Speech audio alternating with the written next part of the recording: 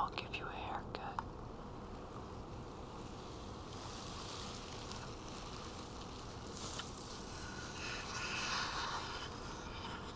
Your hair is really beautiful, but it's too long and too thick.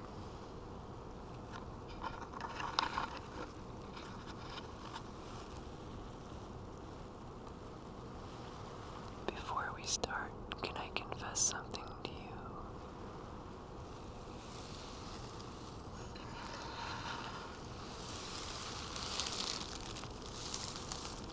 I used a pacifier until I was maybe 4 or 5.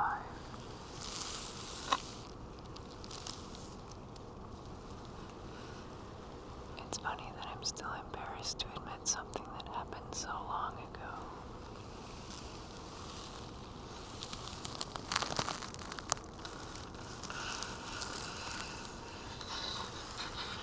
You're not judging me, right?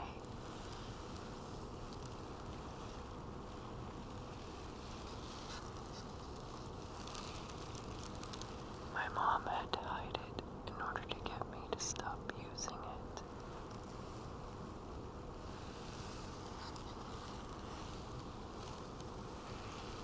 It wasn't hidden very well.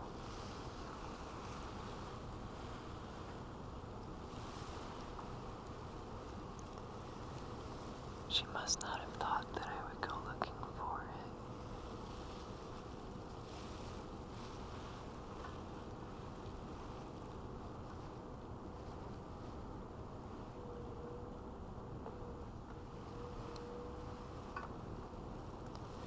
When I walked into her room with my pacifier in my mouth, I was laughing.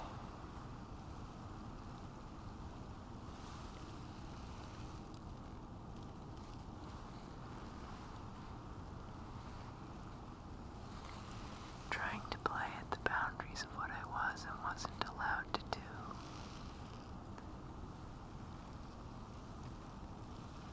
Maybe to earn her permission to keep using it.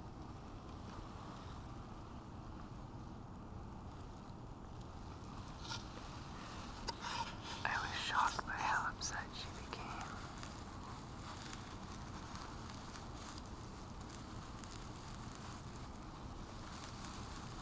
I can still remember this experience with clarity, even though I was so young.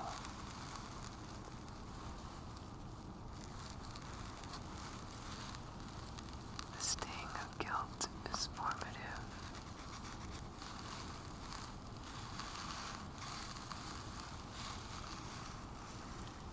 She was worried it would affect the development of my teeth, but maybe she was also disturbed by my obsession.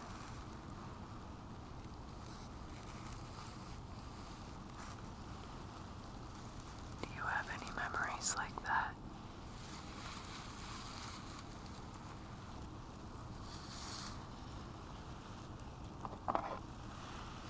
You're doing such a good job, by the way.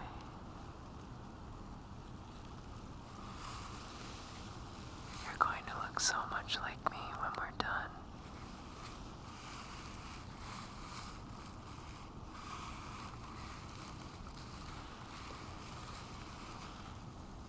First, I'm going to cut your hair. I'm using special scissors. They sound like this.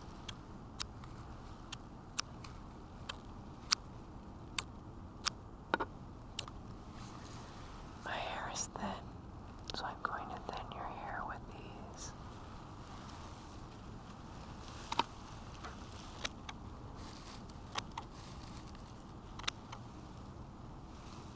Can I confess something else?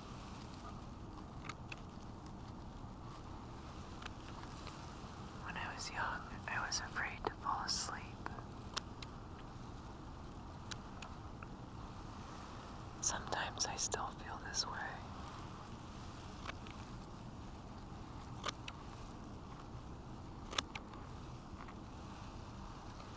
Actually, I often feel this way.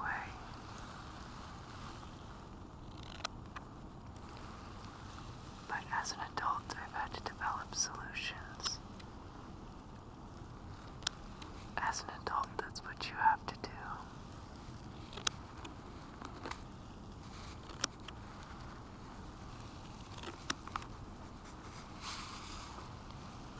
Do you ever struggle to fall asleep?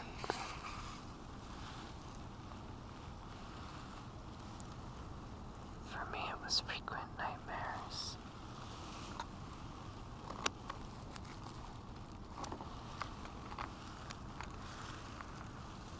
But sometimes, even in the absence of a nightmare, I would be unsettled barely by the transition into unconsciousness.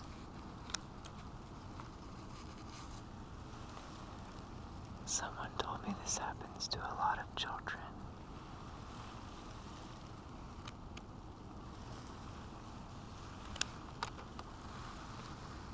When we fall asleep, we have to do so alone.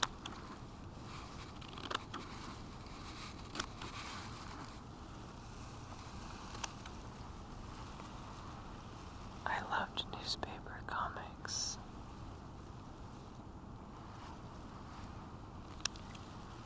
I had a few anthologies of Garfield and some others.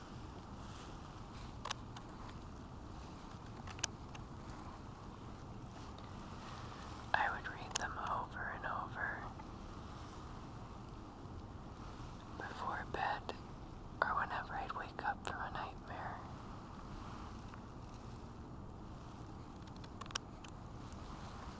They would help me fall back to sleep.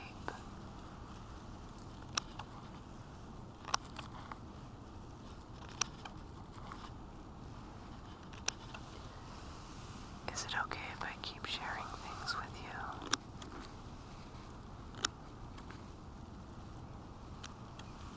I'm going to keep cutting your hair. You're doing a great job. Just keep relaxing.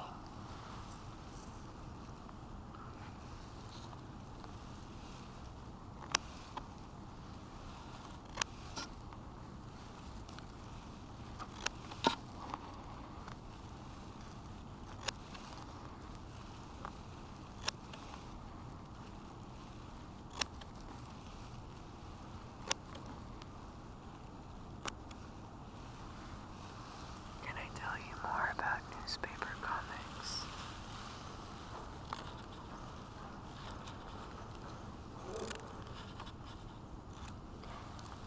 I think there's something particularly sedating about them.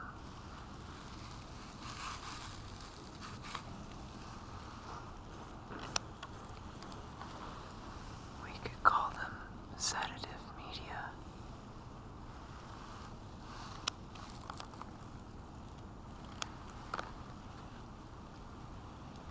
They can't transgress beyond the threshold of amusement into more complex or difficult emotional territory.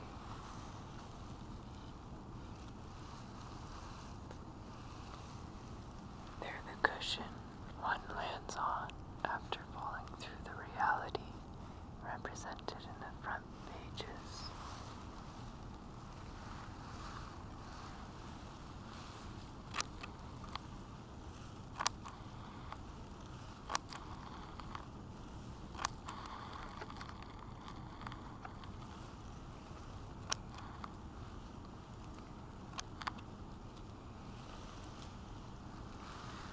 How are you doing, by the way? You're still so motionless. I appreciate that.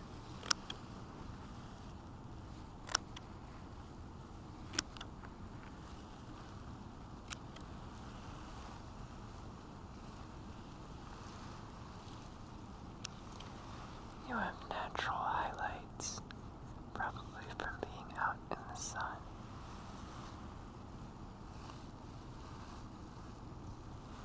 Did you know that about yourself?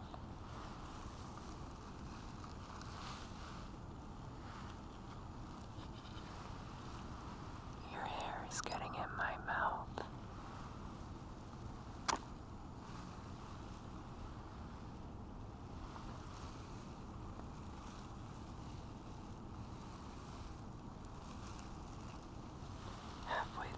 sophomore year of high school, I got my own laptop.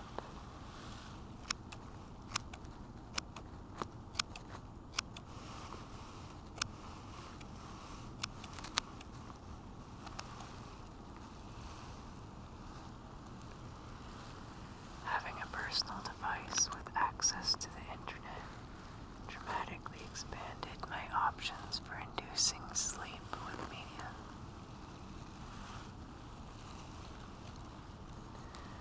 While I didn't explicitly seek out new ways,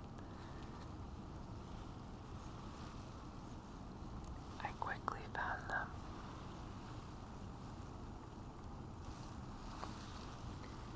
I realized that watching and rewatching videos had a similar effect to rereading comics.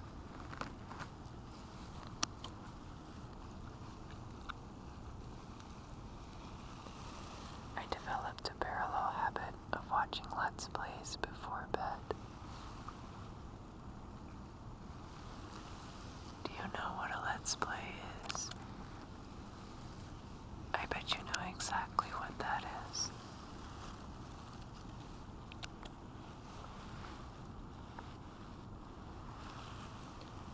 When a friend of mine showed me Game Grumps, I had already heard of them, but I pretended that I hadn't.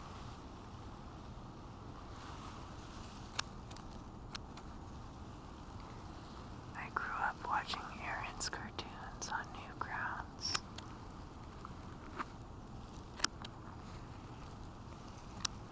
But I didn't really see the appeal in watching someone else play a video game.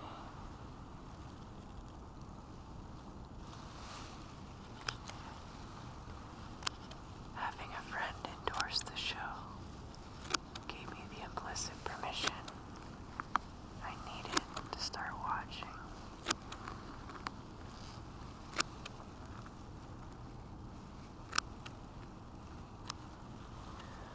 Once I got home, clicking play permanently marked my YouTube account with an apparent desire for this sort of content.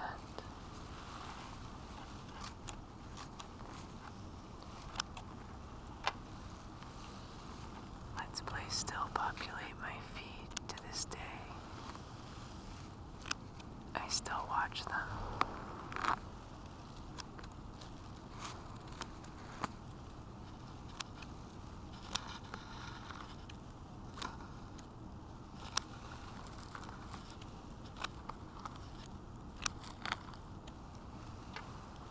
You have way too much hair.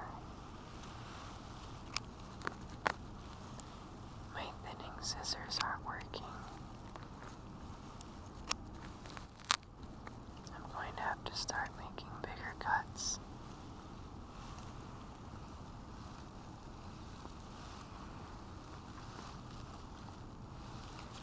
What is this kind of content? I think that there are many ways to describe it, and I alternate between terms.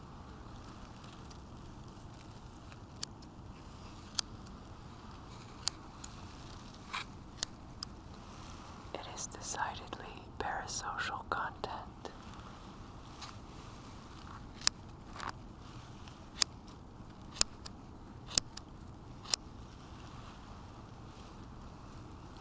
Unlike Garfield, Let's Play simulate the experience of just being with other people, hanging out and playing games.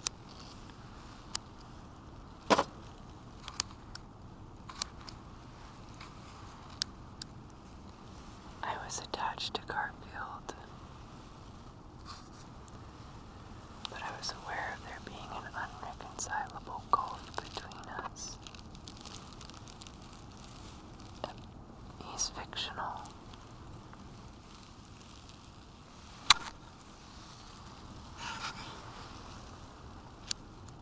Parasocial attachments feel possible even while the fiction remains.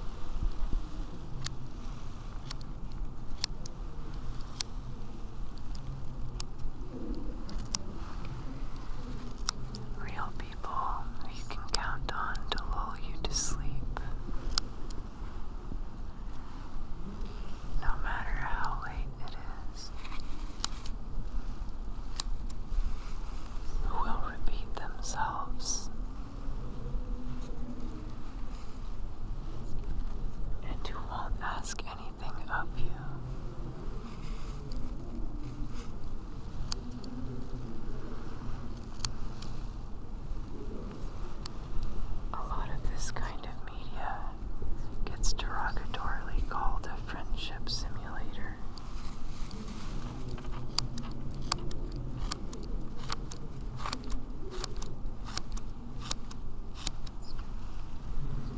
It's derogatory for both ends of the dynamic.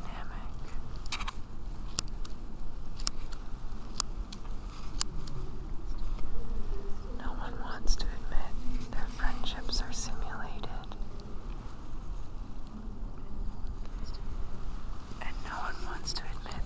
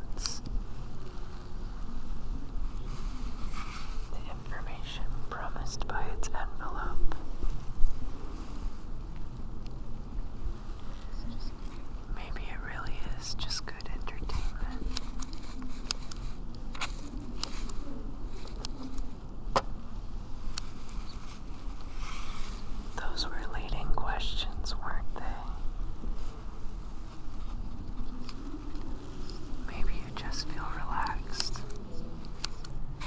Maybe it's not that serious.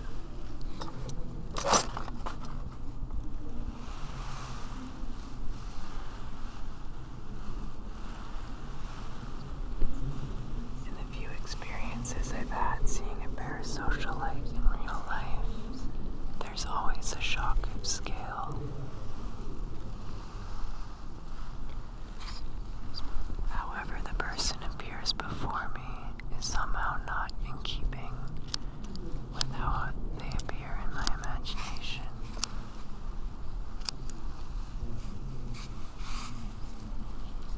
Even if I've seen pictures of them.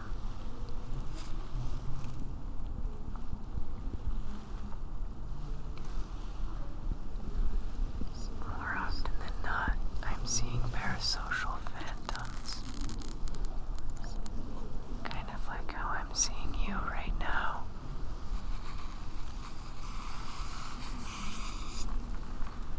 A stranger will become coated in the face of my parasocialite. And we rehearse what it would be like to meet.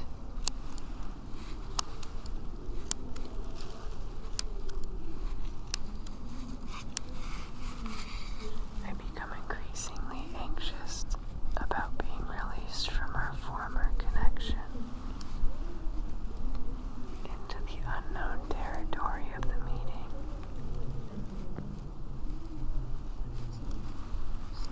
But it is only a rehearsal, and they become strange as I get closer.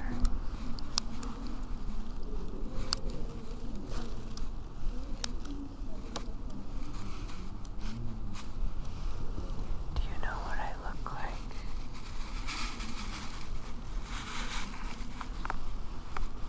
I've told you that I'm going to make you look like me. But what does that look like to you?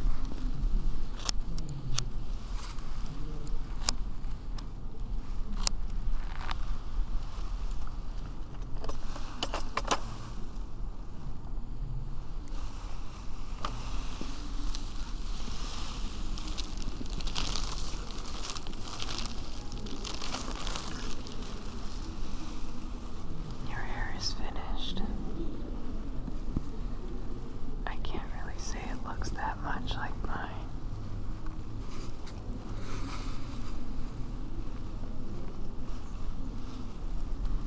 It's still too thick.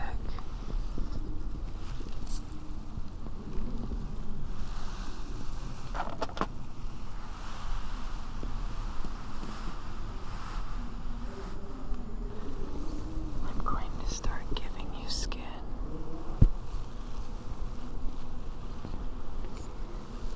Did you realize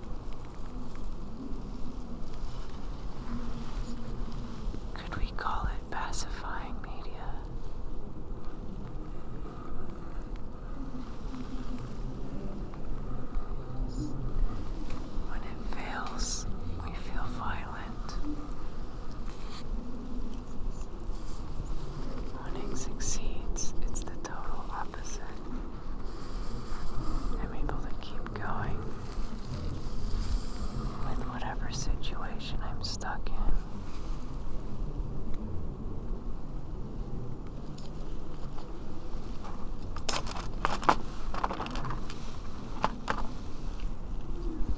Maybe I could call it careful content.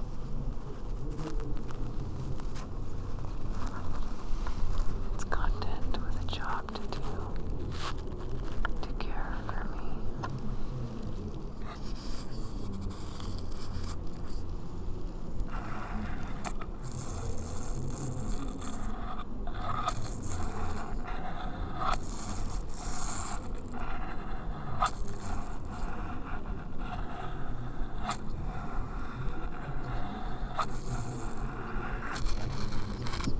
Careful likewise describes the balancing act of the content creator.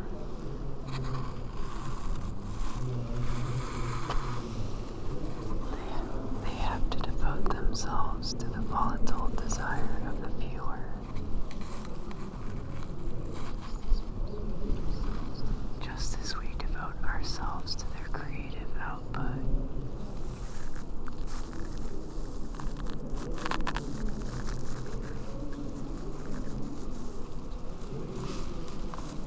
Two bodies with something in the middle.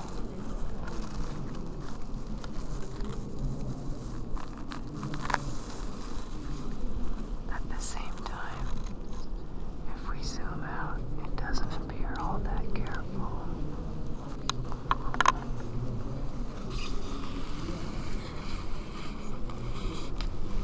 We can see profit and its entailing exploitation.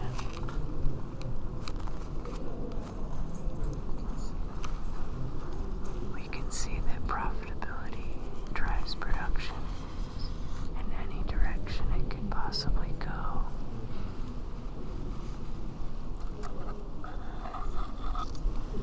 Regardless of the consequences.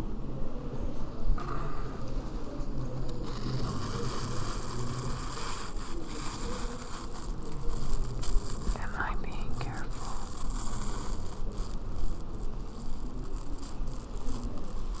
I have no idea what my engagement with this media is doing to me.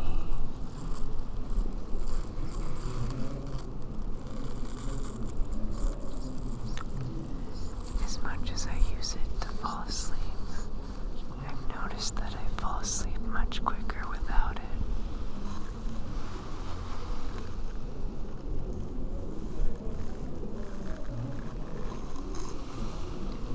Am I making myself more lonely? Does all the time I spend with this thing come at the expense of everything else I could be doing? Of course it does.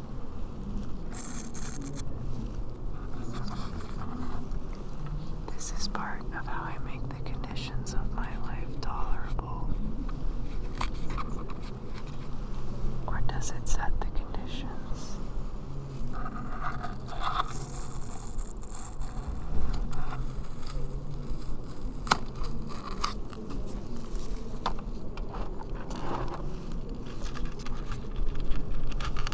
What kind of care am I asking for from this media?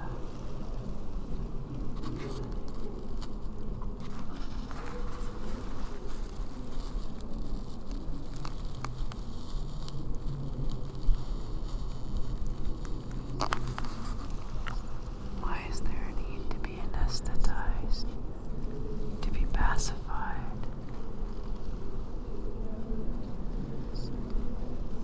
To not feel so alone.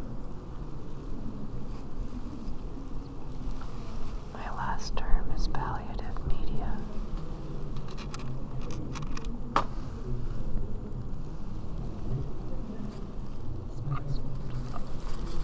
This past winter, I went to the ER because I thought there was something wrong with my heart.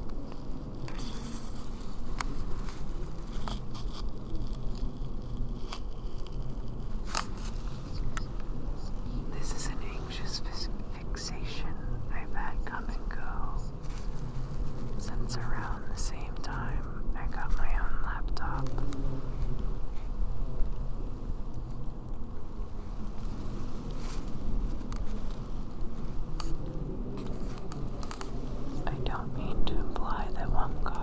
other. Maybe there's a single cause underlying both phenomena.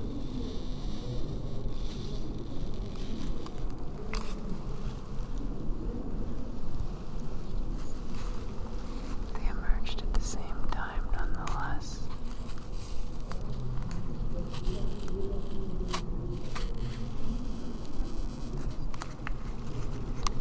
I was 15. It was late at night.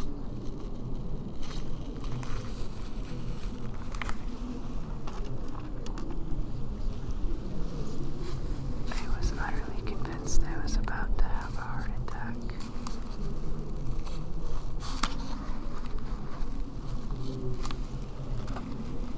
When I'm in a state like that, I hallucinate.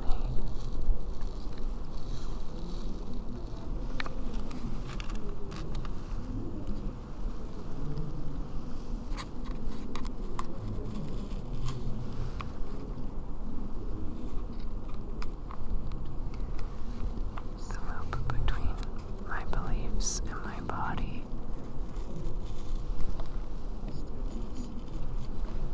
starts to simulate the real thing.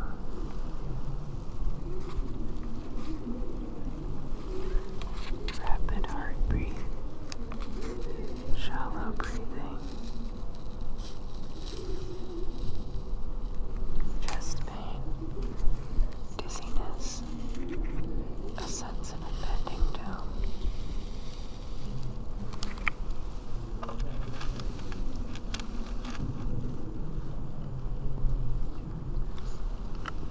Each heart attack symptom would onset in rhythm with what I was reading on WebMD.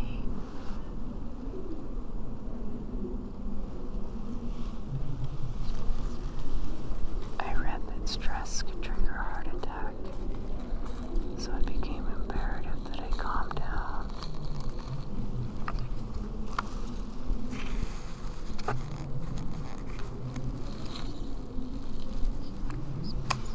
I became acutely responsible for my own body.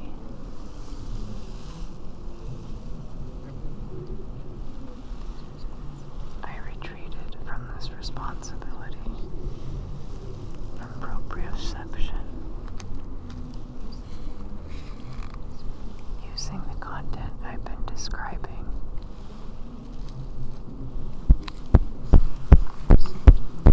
In a state of subdued panic, until I was finally so exhausted that I fell asleep.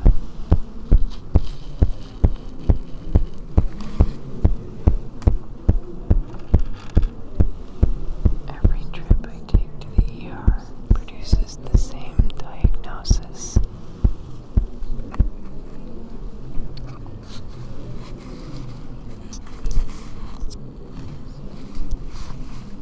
When I was young, my parents let me go to the ER 3 times before they told me how much it cost.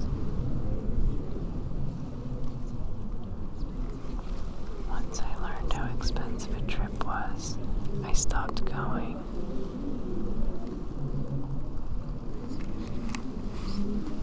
I switched to a new somatic obsession, thinking that I had insulin resistance. An obsession I could treat, or attempt to treat, with my lifestyle.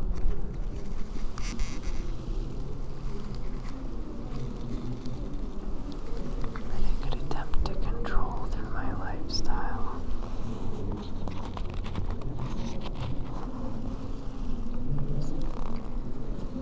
2 years ago, I enrolled in Medicaid, which in San Francisco made trips to the ER free.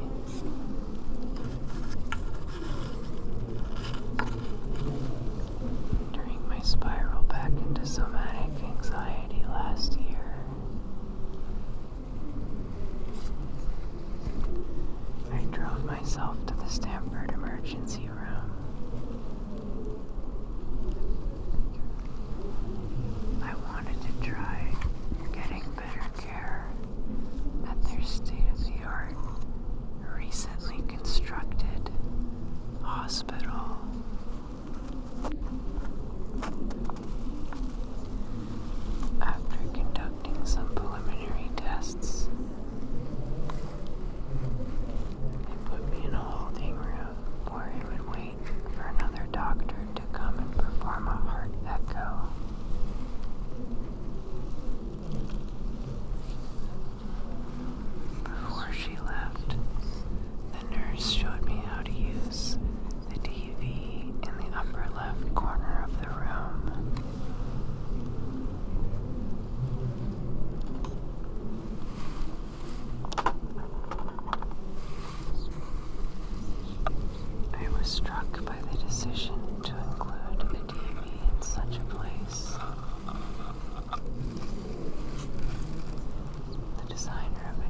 expensive hospital building.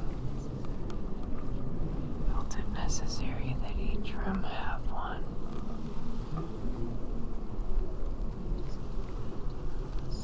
What does a TV do for us here? What was playing on the screen? Seinfeld reruns.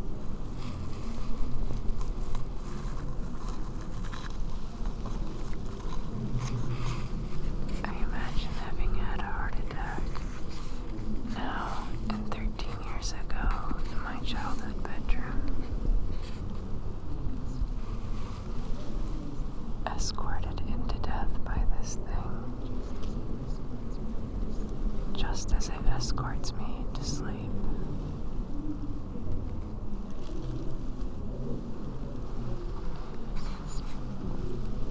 I ask the screen, if things were different, could you be a person?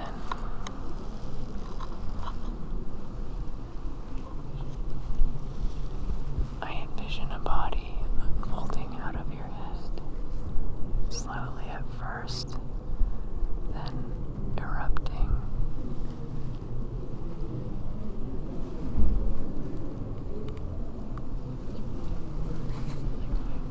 You'd be born like I was.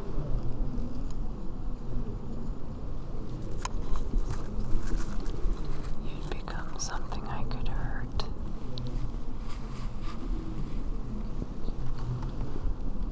I could hold you accountable for that which you've eclipsed.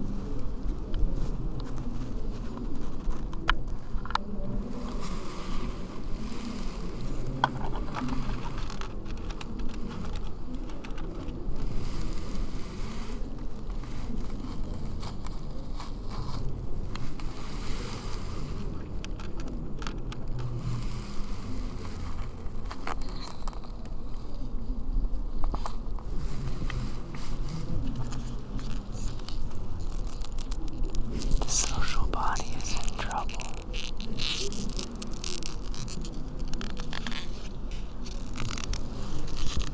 The palliative screen that I encountered in the ER hospital room diffuses across it.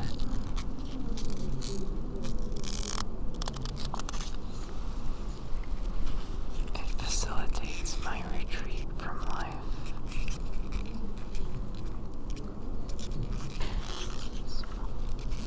Reality is uncertain. Futures flash in and out of possibility.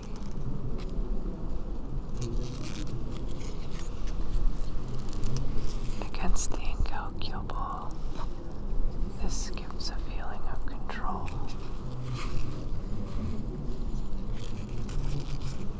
Does it feel like the world is ending?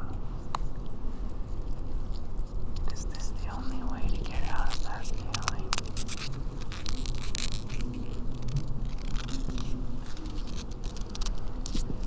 I ask again, am I alone because I watch? Or do I watch because I am alone?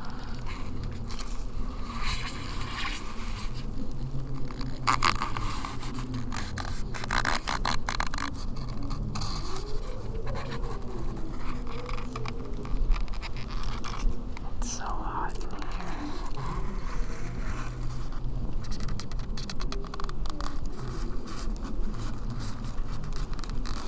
I'm heating up the room around me.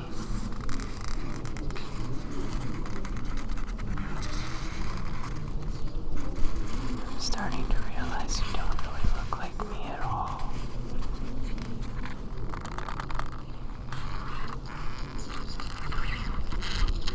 It's just you and me, so it's okay if it's not perfect.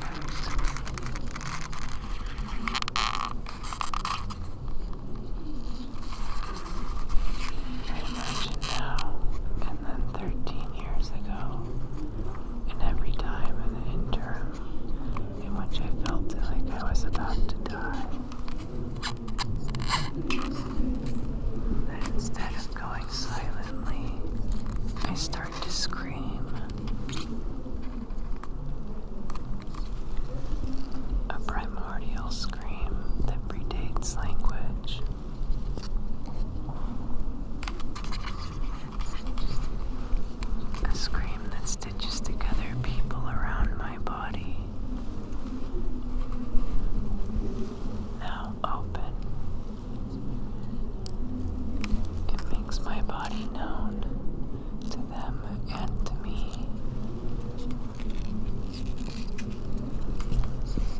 Unexpressed pain is the necessary precursor to care.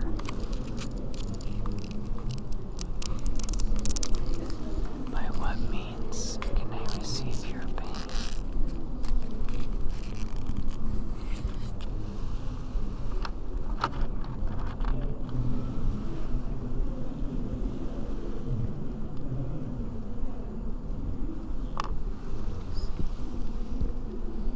To receive your pain, you have to let me hear it.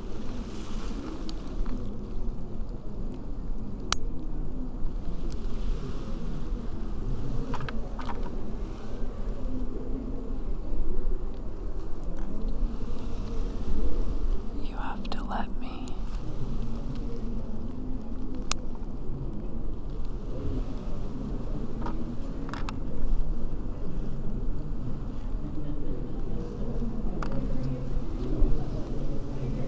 To let me.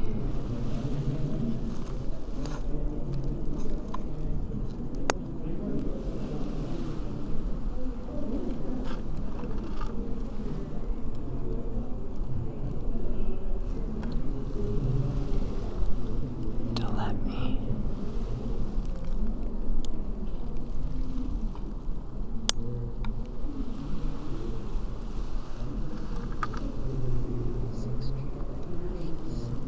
This extremely precious, intimate thing. The private experience of my life from my perspective. Exclusive to me, to my matter.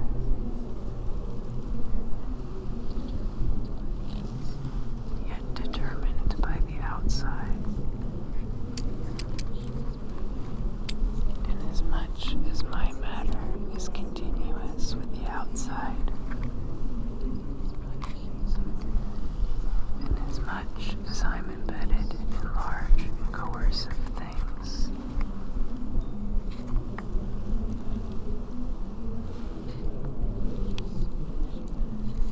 The conscious vanishing point between two infinitely unknown expanses.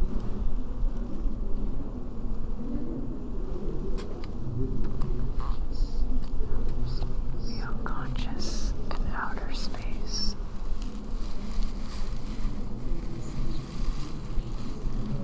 This extremely precious, intimate thing.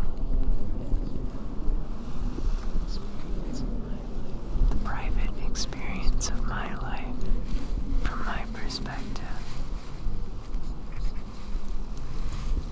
Exclusive to me, to my matter.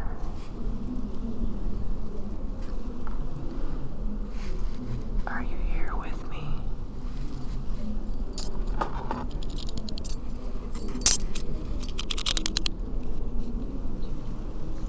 Now I'm going to need you to hold still.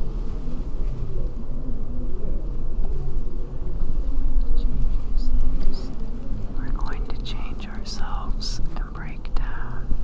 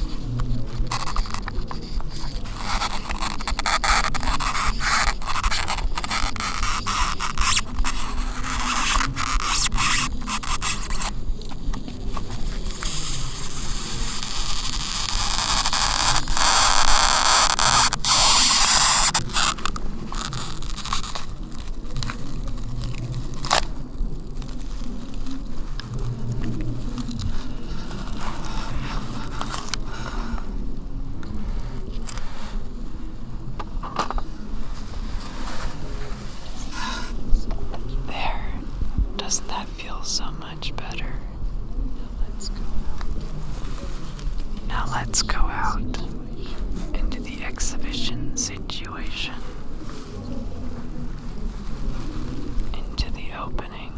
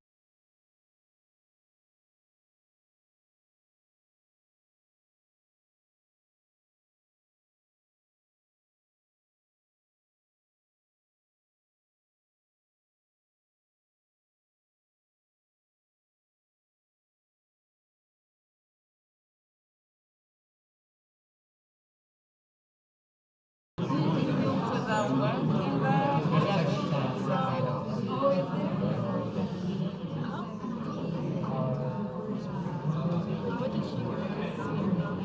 I just saw the dress. That is really. Was she like putting the worms? Yeah, no, the worms are already. There's worms in there. And there's an iPhone. Nourish yourself with his A cobblestone. deliver me Who away. performed those? I didn't see. Into your many little mouths from the burden of being. Not read this take. Take my beloved and nourish yourself with his body. Deliver me away into your many little mouths from the burden of being one. Welcome, take my beloved and nourish yourself with his body. Deliver me away into your many little mouths from the burden of being one.